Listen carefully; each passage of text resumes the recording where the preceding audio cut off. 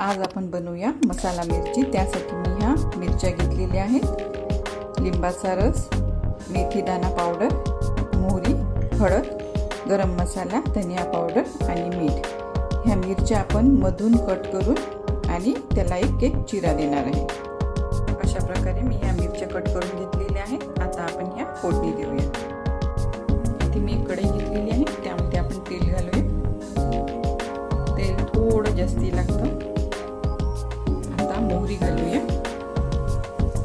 थोडा हिंग घालूया आणि आता ह्या कट केलेल्या मिरच्या यामध्ये आपण घालूया। मिरच्या छान फ्राय आपण करूया पहिले आणि मग यामध्ये मसाले घालूया। मिरच्या आपण मस्त फ्राय झालेली आहे। आता आपण यामध्ये एक एक इंग्रेडियंट घालूया। पहिले आपण हळद घालूया, त्यानंतर गरम मसाला, धनिया पावडर, मेथी दाणा पावडर, मीठ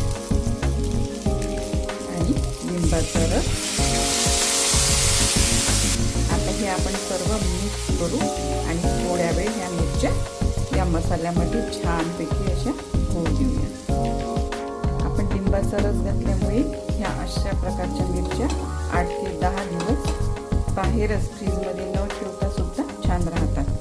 हे बघा, आपल्या मसाल्यातल्या खमंग अशा खूपच टेस्टी लागणाऱ्या मिरच्या रेडी आहेत।